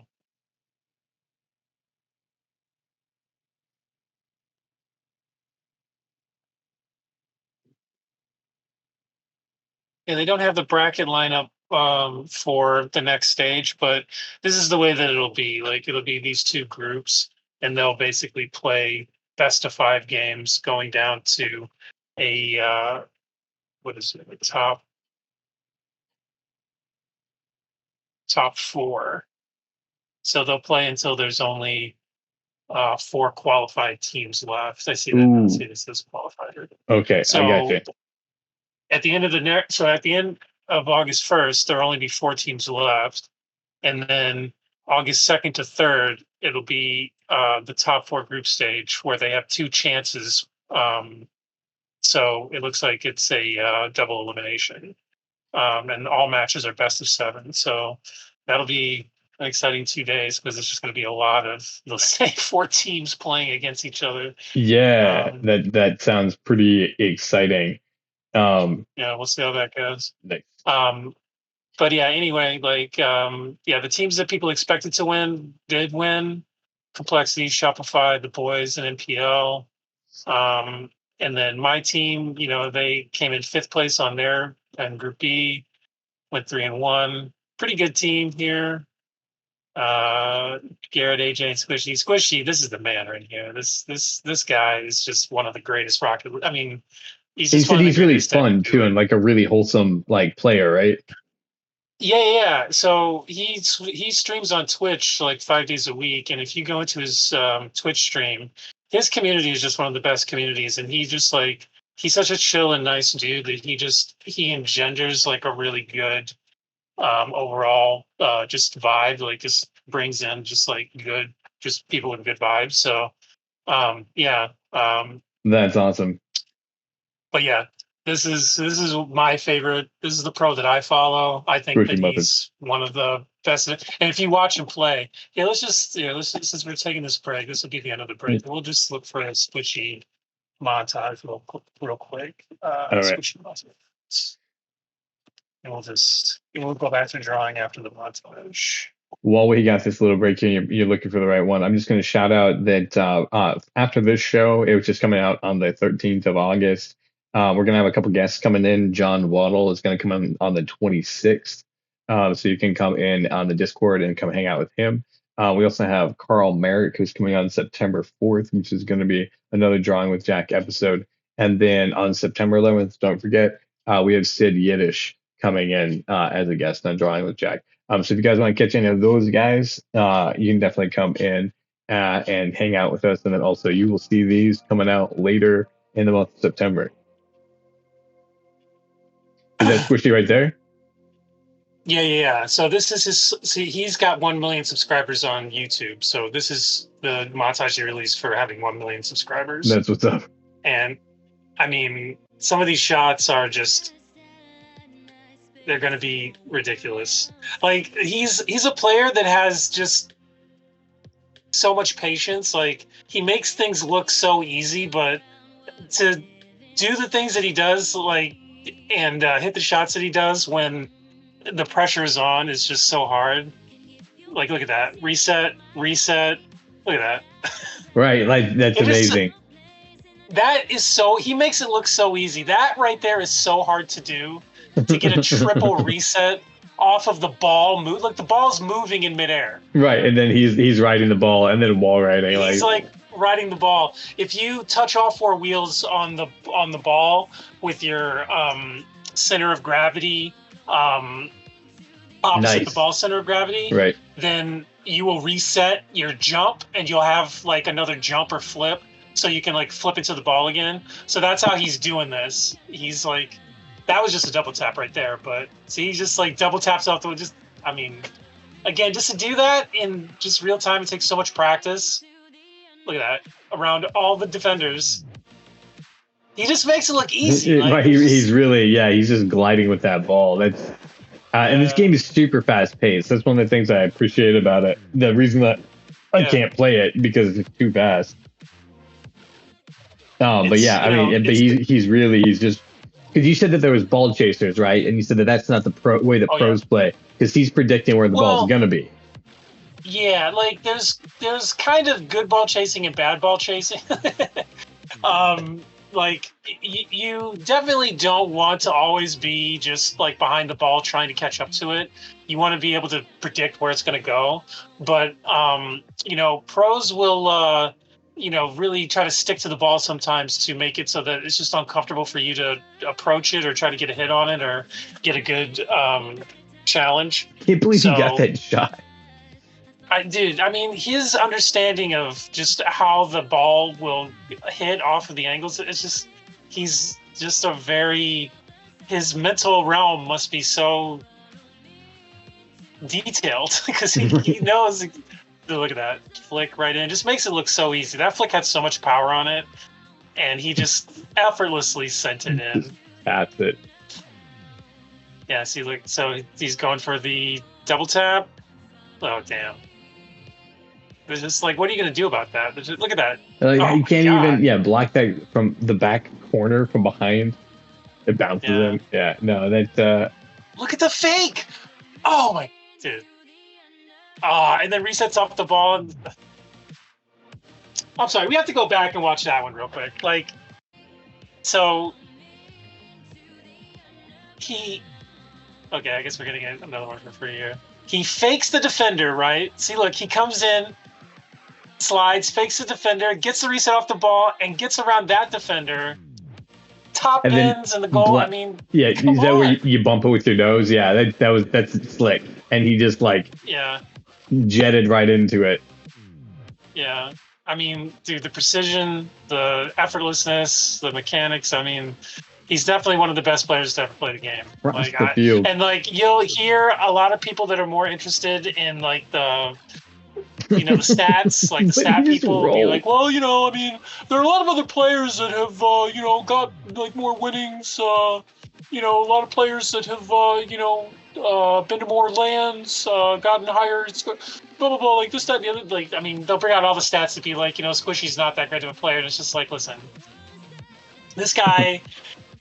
Hit the first ceiling shot in RLCS, pretty much invented the ceiling shot, like helped create the mechanics needed to understand how to do a ceiling shot. Look at that. Disgusting. Right, yeah, like exactly. Just wrote it down from the top. Yeah, like his gameplay changed how people play the game. Like, right. Popularly. Like the culture of how the game is played. Like he's one of the people that like was at the bleeding edge of it and like changed how people thought about you could play the game. So it's just like his like RLCS stats, you can miss me with all of that. Like it doesn't matter. Like he set precedent for how to play the game, and definitely a lot of pros took notice. Running back way to get up the field. Yeah. So what you got going on, Logan? He's just. Oh, I'm sorry. I didn't realize I wasn't muted. You're all good. Yeah, no, as not a fan of that sport, not that I'm not a fan, I just don't follow it. But I can see that he's a really good player. Aaron, I'm going to segue to you real quick because I know that you had an exciting weekend also because you got to see the Fantastic Four. Is that right? That is correct. I did see Fantastic Four. Jealous. I loved it. First take. So loved it. Okay, why? I was a huge fan of the Fantastic Four comics. Okay. It was one of the my library had certain comic books that I would get every month, and Fantastic Four was my favorite because they were exploring as much as they were superheroing. Like it's a very imaginative like comic. Well, because they're scientists, right? Like that's the big thing about the Fantastic Four is they're not just like superheroes. They got degrees and things. Yeah, they've got they're the smartest people, except for Johnny, right? Johnny's not the smartest. Well, he's like dick smart. He's got other skills. He's fucking dick smart, dude. Exactly. He's smart. Yeah. Sue Storm is emotionally smart, which is what Reed Richards needs. So, exactly.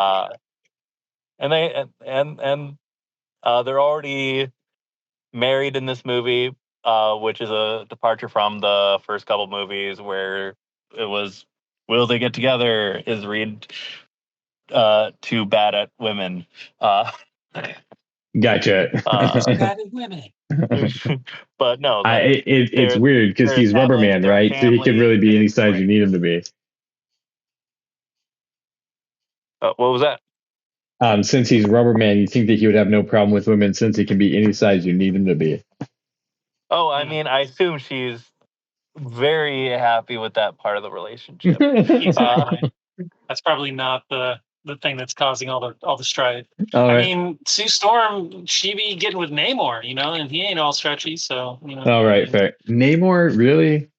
Oh man, that's such a bad villain. Such a bad villain in a movie. That's the only access I have to him. They did him dirty. There's no way they could have done him well because that was such a terrible character choice. They didn't really. So, do you think that it's true that Pedro Pascal is going to continue on, or do you think you're going to multiverse him or replace him with another actor at one point? Oh, I think he'll continue on for. Man's 50 though. The next whatever many years, like probably 10 years. You think he's going to be old man Reed? Yeah, because they'll just age him and the family up with the kid, and they'll bring the rest of their family into it, I assume, because First Steps is all about the birth of their first child, Franklin Richards. And, okay, the most powerful. Yeah, in the comics, the most powerful being in in Marvel Comics. Oh, interesting. So, and obviously this ties into the greater MCU. Yeah. So they're interesting. They're introducing their largest bad guy right now too, right? In another movie. Yeah. What's his name again? Doctor Doom. Dr. Doom. Yeah, thank you. For some reason I thought it was Robert Downey Jr. Sorry. It is Robert Downey Jr. No, I'm messing up. I meant to say the character's name, not the actor's name. My bad. That joke did not land, except for how bad it was. If you like bad jokes, take your shots now, because this is it. So they're probably going to have this child face off against Doctor Doom. Is that what we're potentially looking forward to? He will be. I think he's going to be useful going forward, but I don't know. But it's not going to be like this kid versus Doctor Doom. Okay. He's a member of in the Young rebuilding Avengers. Of the universe for whatever comes after. Then this kid will probably be very useful. Oh, you're saying you don't think that they've planned out that far, but you definitely think that he's like one of the toys that they want to play with. Yeah. Okay. Like when they've destroyed this Marvel universe, which I assume they're going to do in some way, so that they can recast the X-Men and all sorts of other things. Exactly. That's what I think they're headed towards. So in order to build this new comprehensive universe, then you need the most powerful super baby. Gotcha. And they've been putting together the Young Avengers for a while in the MCU, and Franklin Richards is a member of the Young Avengers. Franklin Richards isn't the same as Kang, right? Like that's the Nathaniel Richards. So Kang is a distant relative, like great grandson of the Fantastic Four. Like they're related somehow, right. But it's like he's way in the future. So, gotcha.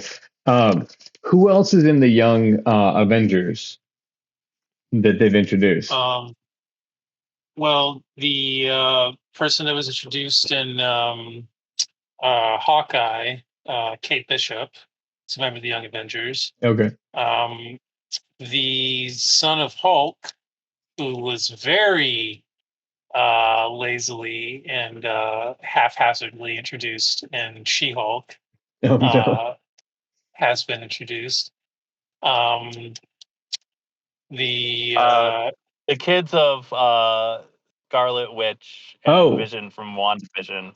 Really? I didn't realize that that's what their key significance was. I mean, it was really important that they introduced those characters. I wasn't sure how it meant. Okay, so they're building up the super team for the future. Yeah. So they'll use Wiccan and I forgot the name of his brother in the comics. Yeah, me too. I don't remember.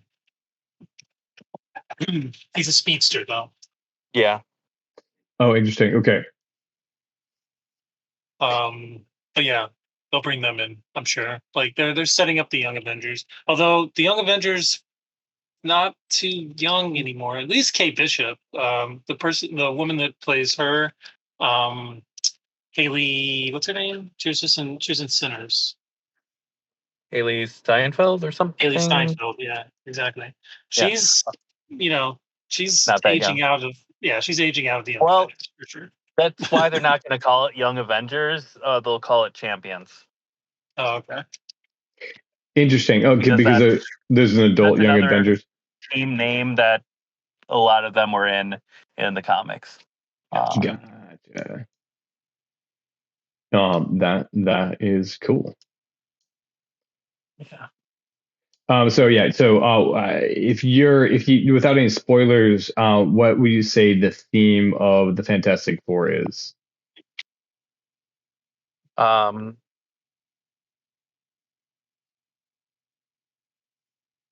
mean, the theme of that movie in particular, not necessarily the whole canon of the Fantastic Four. Right. The theme is to trust your family to have your back. Oh, interesting. And be trustworthy for you, like be somebody who your Your family can rely on. Interesting. Interesting. That's okay. I can see that as a Fantastic Four dynamic. Okay. Okay. That's very cool. Think Incredibles. And that was kind of that's kind of the okay. I got you. The vibe that The Incredibles stole the vibe from Fantastic Four comics. Right. Okay. Gotcha. They were taking that note, and they did it really well. Well, they were referencing one of their favorites, right? And I think they do actually reference it because they do have a stretchy boy. Gotcha. So yeah, that's cool. That does sound pretty wholesome and fun. I'm excited about what is happening in the Marvel universe. Does the Silver Surfer get naked? Like they were okay. These are the big questions. It's a good movie that a family can go to. So the Silver Surfer did not get naked? I mean, she was technically. I mean, she's got a. Oh, that's right. It was a female Silver Surfer. I forgot about that. Spicy. Yeah.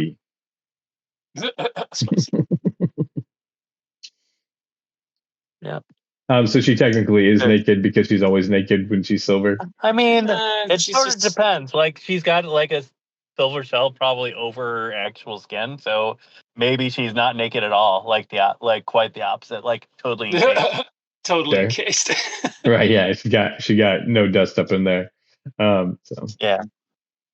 But if it like sort of just becomes like your skin at some point, like it's in that weird thing of like if you wore a bodysuit, it looks like you're naked, but you know you're not technically. Right. Also, right, like body paint. Like, are you naked? Because it's you basically it's on your skin. But yeah. That's cool. I took Jack's suggestion and actually went and watched Vampire Kiss over the last week. Vampire's Kiss with Nicolas Cage. I mean, we watched that a little bit, and I was like, okay, cinematography, costumes, his insane acting performance in that movie of him having this meltdown, and then it turns out, like you said, that it's not actually that he is turning into a vampire, he just believes he is. And so all we watched this whole movie is this guy, like this basically 80s like Wall Street guy having like an absolute meltdown in his normal life. That scene where he's running down the street and he's going, I'm a vampire, I'm a vampire, I'm a vampire. Yeah, it's so funny, dude. Dude, I am a vampire. That shot. That shot is with real New York. Like they just had him just looking run at down the street, and those are real New Yorkers in that scene, just ignoring him, treating it like it's just another fucking day in New York. Yeah, he's just a crazy dude. Yeah, there's another great shot where they do the same thing. It's stolen. You can see where he's talking to a wall. And he's just having this conversation because in his mind, it's his therapist. And he's explaining all these things he did. And you see the people just walking by him, like casually. They hear him. You see that they see him. But they're like, nah, I'm not getting involved with that. That dude is crazy. So, yeah. I'm not getting involved with that. There are some fantastic moments in that movie. But his performance is so insane. It overshadows the fact that Jennifer Beals is the vampire in that movie. Like the one who's sucking his blood, who is like very famous. Yeah, like you just like you're like you can't stop looking at Nicolas Cage because he's like cuckoo. Dude, I mean, deserving of some award, not an Academy Award. Yeah, I'm not. Award. It's definitely a special place in hell for movies and performances like that. So Razzie. No, it's not even worthy of a Razzie. Better than Razzie. Yeah, it's better than Razzie. There's so Catwoman, Halle Berry's Catwoman won a Razzie for her performance for that. Where you're like, it's basically banal performances, ones that should have been better that didn't live up to expectations, like that sort of thing. And she doesn't do bad, but they wanted more from her. But like this movie is like, it's more like a John Waters film. Where like the bad is like so tasty because it's just them doing it on purpose. Yeah. Christian Bale said that that movie was an inspiration for his Patrick Bateman, which once I saw that, like I heard that, I was like, oh yeah, exactly. I wouldn't be surprised if all of American Psycho is an inspiration from that movie, because it's basically he lifted the plot from it and he's like, maybe not a vampire, maybe he's a murderer, and that would be more cool. Yeah. But yeah. Another funny like note about that movie, like the part where he eats a bug. Oh yeah, the cockroach. You know, he eats a cockroach. That was a live cockroach. Totally. And he made the choice. He made the choice to eat it. They were going to have him eat like some kind of like fake thing. Of course he did. He said, no, I want this to be like, you know, the centerpiece. Like I want this to be like the, you know, the thing that sells. He's like, you know, like we could have like, you know, a $1 million effect here, or just like have me eat the bug, you know, like it's good business. But and this is like literally from the commentary. Like I heard this like in like some commentary that was this is amazing or something. But he like had pissed off the director like the day before that, or like sometime before that, like shooting another scene where like the director wanted to do something. He was just like, no, I'm comfortable here, because he's like Nicolas Cage. He's just like, no, fuck you. Right. So he is actually that crazy. He like pissed off the director. So when he did that scene and like wanted to eat that bug, the director, like that scene that's in the theatrical cut is the first take. But the director was like, nah, I didn't get it. You got to do it again. Oh my God. Because he was pissed off at so he made him eat a second bug. He only stopped at 2 though? He stopped at 2, yeah. And like that's dude, they're like they're talking on the commentary together, like talking about it. He's like, yeah, I wanted to get you, and Nicolas Cage is like, yeah, you got me. You got me. Man, so it's pretty funny. Just like, I mean, you know, like there's like a weird understanding between directors and actors, like not in the moment, but after they make something that they know is like a cult classic, I guess. It's just like all the stories behind like everything. The director made me eat a second bug for no reason. Shucks. Right. Yeah, exactly. I don't know. Well, he also wanted to. So, I mean, like, yeah, make him eat it. But yeah, that's the thing about that take, is you can see that it is a real thing. And as I saw it, I was like, holy crap, he actually ate that bug. Because you see it crawling around. There's no cutaway. You see his hand put on it. You see the thing wiggling. He eyeballs it, and you can see him like double checking to see if he wants to do it, and he throws it down. Like, yeah, that was, you definitely get to see him do that. And that's what I just wanted to call about Nicolas Cage. Like he's still doing that to this day, in my opinion, on movies. He might be not on, like he's at the, whatever the zenith is, right, of his career. Or the nadir. He's at the nadir of his career, probably. But man, still going hard for it.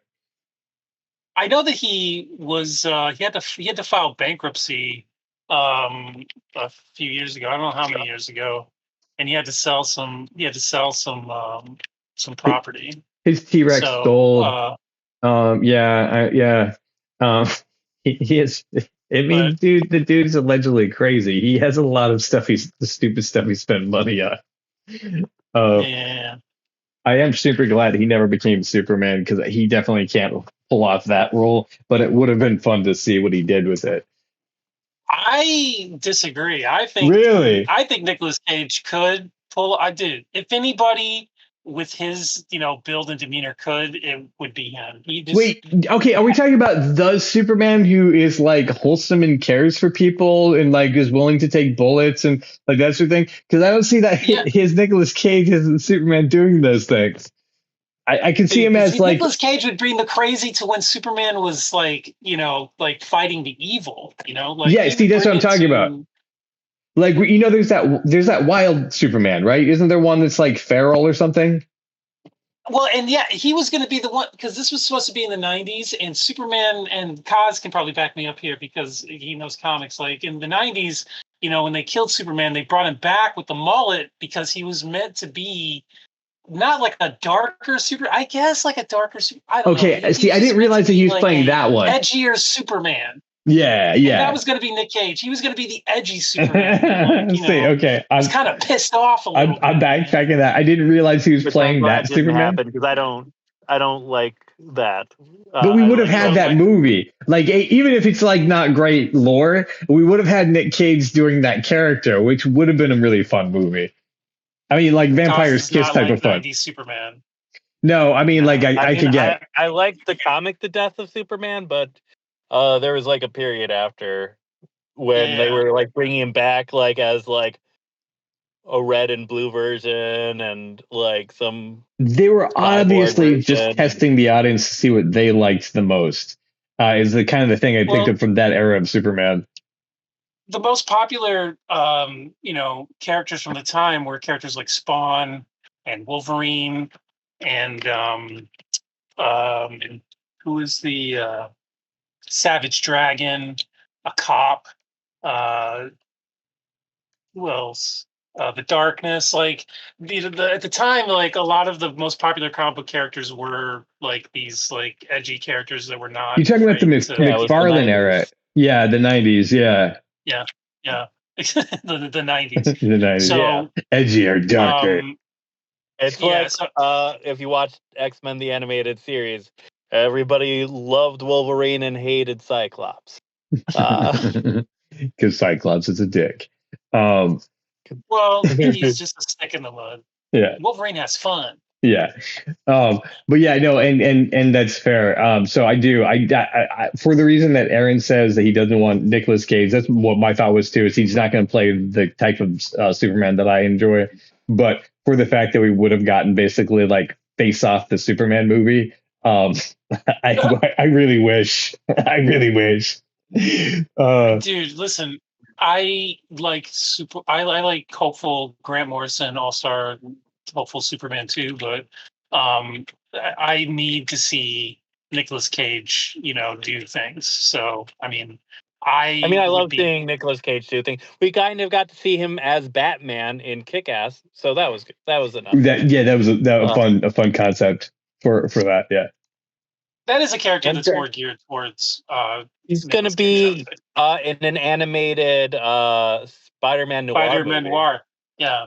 He is the voice of Spider-Man Noir in the movie. That's right. Yeah, and Across the Spider-Verse. And that was the one of the ones that was interesting to me. So I'm glad that they're exploring that angle. Hey guys, heads up, we are in the last 10 minutes of this show. So we made it. We're making it. We're having some fun times. We're making it. Talking about all the things we like. I'm not crazy about the look that's happening here, so I think in the next one we should try to. I'm going to color it, but we should try to. I want to try to stylize Luna to get it to look a little more. I want it to look a little more, just like kind of going more towards this over here, but this is still like a little too stark. Like I want it to look a little more just like like smooth and easy and just like just I don't know, like cool. I'm trying to think of the word, but just not as rough as she looks here. Just Jack, like a lot more easy on the eyes. So. Yeah, 100%. Yeah. Have you heard the song that she did? I have not listened to it yet. No. Can you go over to Cox Music? Yeah, go over to the Cox Music real quick. And I think this is going to give you a better take. I should have had you play this from the beginning. I apologize for that. We had a rough takeoff for sure. What am I? It's the very last one there. This the Luna with Kate. It's got the date on it. Yeah, that's.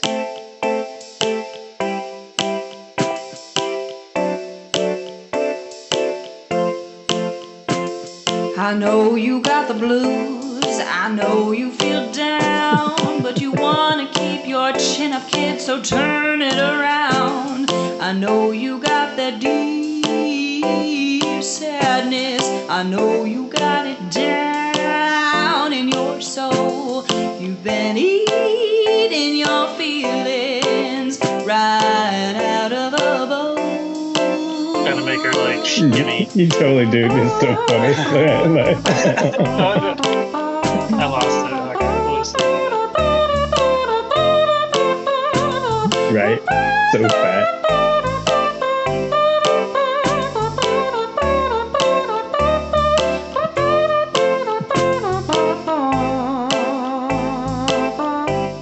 So I think that's what you mean by kind of like more sleek and slinky. It's kind of like more like her voice is.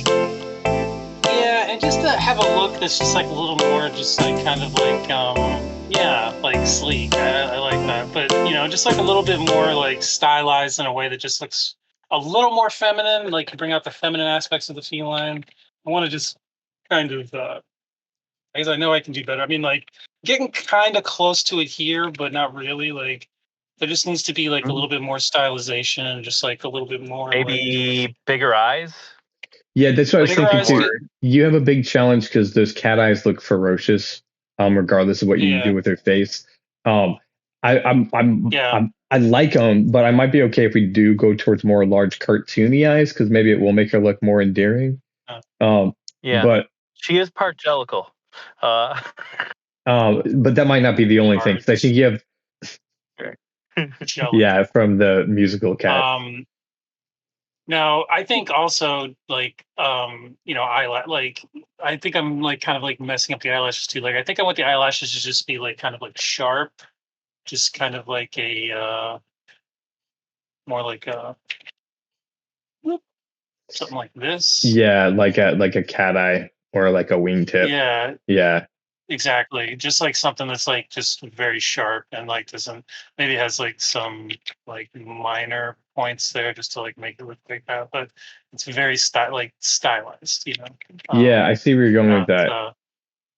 So here we'll save this. Luna. That's cool. And I'm definitely okay with doing more of that work this week. Yeah, because nailing our Luna, make sure that did not come out right. Make sure that our Luna comes out correctly. No sexual harassment was intended in that statement whatsoever.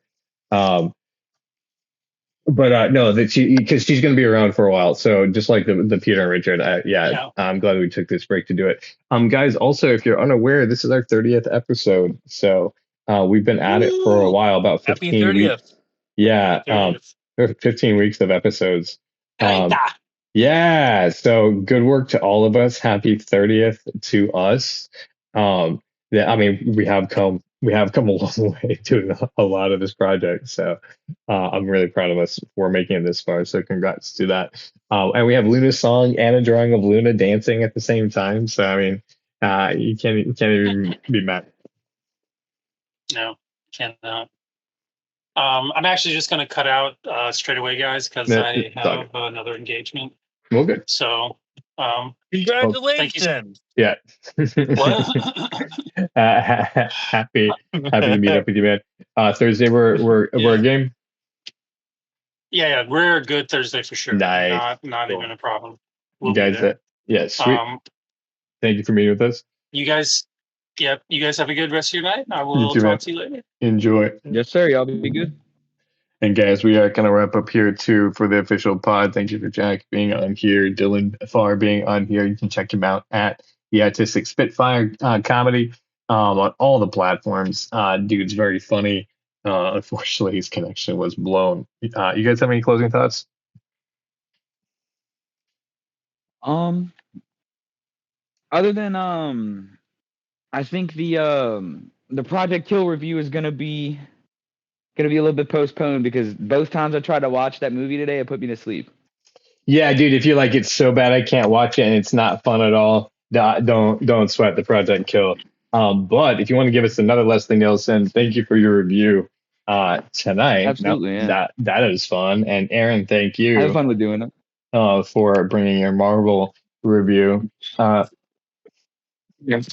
I have to watch Aaron's socials because he doesn't bring it out in these conversations, even though I know that he's done the popular things that everybody's doing and would like to hear about. So I got to make sure that call that out. Guys, listen, episode 30, what is 15 weeks? If there's 4 weeks per month, then we're about to have done 4 months.